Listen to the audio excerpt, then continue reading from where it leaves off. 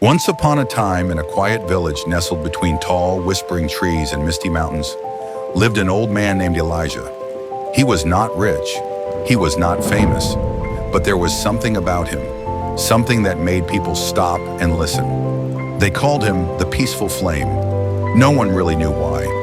Maybe it was the way his eyes held 1,000 untold stories, or how he smiled even when he had nothing. People came from far away just to sit with him, hoping to learn the secret of his peace.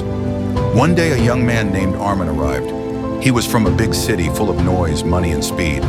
He had everything a man could want: fancy cars, expensive watches, and a life most people only dreamed of. But he felt empty.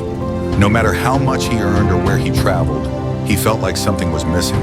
His eyes were tired, his heart heavy. He had heard about Elijah from a stranger he met on a late-night train.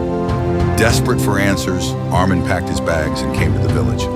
As he approached Elijah's wooden cottage, hidden among blooming jasmine trees, he felt something shift inside him. It was calm, quiet, like the world had taken a deep breath and paused. Elijah sat outside, weaving a basket. "I've come a long way," Armin said, sitting down beside him. "I know," Elijah said without looking up. "Everyone who comes here has." Armin didn't waste time. "I have everything: money, power, fame. But I'm lost. I don't feel alive. I don't feel anything. How do I live a fulfilling life?" Elijah smiled, not with pity, but with understanding. "Let me tell you a story," he said. And so the tale began. Years ago, there was a boy named Kai. He was born in a storm, literally, abandoned in a basket, floating down a river. No one knew where he came from. The villagers found him, took him in, and raised him as one of their own. But Kai always felt different. The other children had mothers who kissed them goodnight, fathers who taught them how to fish. Kai had silence and questions. Despite that, he grew into a curious, kind boy. But deep inside, he carried a wound, a feeling of not belonging. One day, while exploring the forest, he met an old traveler sitting beneath a tree, reading a torn book.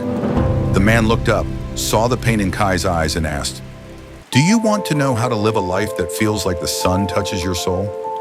Kai nodded. The traveler said, "There are 5 keys.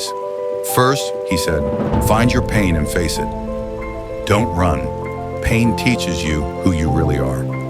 So Kai went back to the river where he was found and cried for the mother he never knew.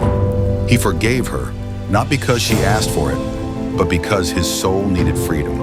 And in that moment, he felt lighter. Second, the traveler continued, serve someone who cannot repay you. Kai began helping an old blind man in the village. Every day he read him stories, cleaned his hut, and listened. No money, no reward. But for the first time, Kai felt needed. Third, the traveler whispered, create something that outlives you. So Kai began carving stories into stone. Stories of love, loss, courage. People from nearby villages came to see the stone walls. They laughed, cried, remembered. And Kai realized he was touching lives he'd never even meet.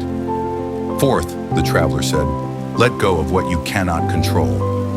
Kai had always wanted answers. Why was he abandoned? Who were his parents? But he realized some doors don't open because they were never his to walk through. And instead of fighting the unknown, he started dancing with it. Finally, the traveler smiled. Love. Love so deeply it scares you. Love people. Love mornings. Love even your scars. Kai fell in love with a village girl named Liana. She had a crooked smile and a laugh that sounded like wind chimes.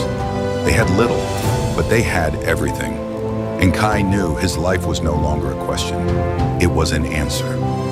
Elijah stopped speaking. Armin sat in silence, stunned. So, did Kai find fulfillment?